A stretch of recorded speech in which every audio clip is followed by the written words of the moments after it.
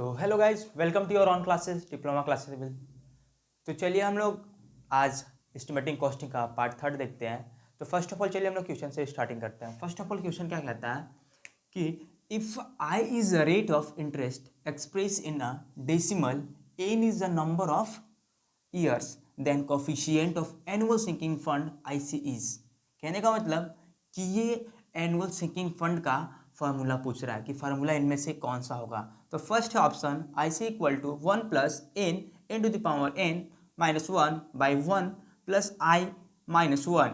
B IC equal to I by 1 plus i to the whole to the power n minus 1। और c IC equal to I by 1 plus I whole to the power n plus i. और d not. तो इसमें से कौन सा option होगा coefficient of annual sinking fund के लिए? तो ये हो जाएगा आपका B, IC equal to I by one plus I whole to the power n minus 1। तो चलिए हम लोग सेकेंड की ओर देखते हैं। क्वेश्चन नंबर सेकेंड कि the item of work not including in the plinth area estimate. Plinth area में इसमें से किसको इंक्लूड नहीं करते हैं? तो फर्स्ट ऑप्शन है वॉल थिकनेस को, B courtyard area, C room area और डी वरांदा। तो इसमें किसको नहीं इंक्लूड करते हैं? तो कोर्टयार्ड एरिया को इंक्लूड नहीं करते हैं। चलिए हम लोग क्वेश्चन नंबर थर्ड की ओर देखते हैं। क्वेश्चन नंबर थर्ड की ओर the quantity of wood for shutter of door and window is calculating. किसको हम लोग मेजर करते हैं? क्वालिटी ऑफ वुड को किसमें मेजर करते हैं, शटर ऑफ डोर को किसमें मेजर करते हैं और वुड को किसमें मेजर करते हैं? तो ऑप्शन फर्स्ट है मीटर स्क्वायर, बी है metre cube, C number of points और डी मीटर। तो किसमें मेजर करते हैं? ये मीटर स्क्वायर में मेजर करते हैं। तो चलिए हम लोग फोर्थ क्वेश्चन की ओर देखते हैं। For building project estimates which method is generally use in PWD। जब हम लोग बिल्डिंग कंस्ट्रक्ट करते हैं तो उसमें से PWD के लिए कौन सा मेथड यूज किया जाता है? तो इसमें से कौन सा होगा? फर्स्ट है centre line method, D long method, long wall method and short wall method, और डी क्रॉसिंग मेथड, और डी ऑल ऑफ दिस। तो जे हम लोग किसके PWD में हम लोग किसका यूज करते हैं एस्टिमेटिंग ऑफ प्रोजेक्ट के लिए? तो हम लोग करते हैं B option, long wall and short wall. तो चलिए हम लोग नेक्स्ट क्वेश्चन की ओर देखते हैं। Question number 5, the total depreciation during 5 year of a cement concrete is. कहने का मतलब कि टोटल डिप्रिसिएशन कितना होगा 5 ईयर सीमेंट कॉन्क्रीट में? किसमें? 5 ईयर सीमेंट कॉन्क्रीट में। तो ऑप्शन ए 0%, बी 1%, सी 2% और डी 3%। तो इसका ऑप्शन बी हो जाएगा 1%। 6 है the value of demolished material is. The value of demolished material is, तोड़ने के बाद जो मटेरियल मिलेगा उसको हम क्या बोलेंगे? क्या बोलेंगे? Option A book value, B scrap value, D C salvage value और डी मटेरियल वैल्यू। तो इसमें क्या हो जाएगा? डिमोलाइज्ड मटेरियल में scrap value. Option number B is correct answer. Question number 6, 7 which of the following tax generally not applicable to residential building.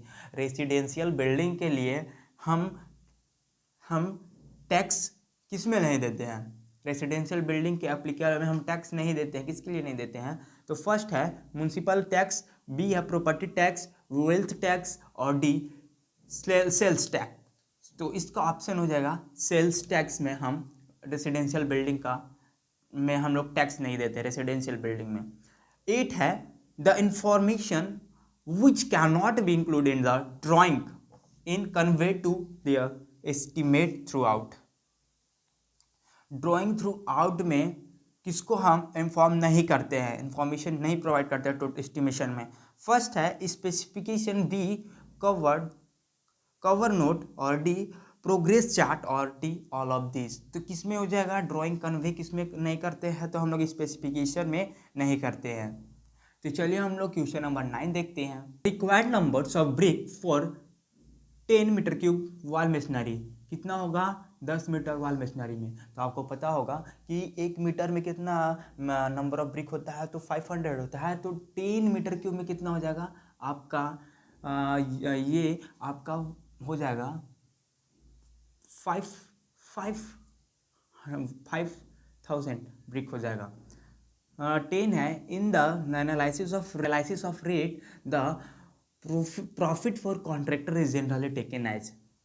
जो rate analysis में कितना परसेंटेज कितना परसेंट कॉन्ट्रैक्टर को दिया जाता है, इसमें रेट एनालिसिस में मतलब एस्टिमेशन में कितना परसेंट दिया जाता है, तो मतलब बिल्डिंग कंस्ट्रक्शन में कितना परसेंट प्रॉफिट कॉन्ट्रैक्टर को दिया जाता है। तो ऑप्शन ए 10%, बी 5%, सी 8% और डी 30%। तो ऑप्शन ए इज करेक्ट, 10% दिया जाता है।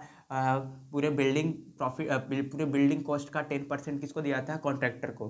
तो चलिए कुछ एडिशनल इंफॉर्मेशन मैं देता हूँ। प्रॉफिट ऑफ कॉन्ट्रैक्टर के लिए क्या होता है, प्रॉफिट ऑफ कॉन्ट्रैक्टर के लिए कितना परसेंट दिया जाता है, यहाँ पे परसेंटेज हो जाएगा, परसेंटेज।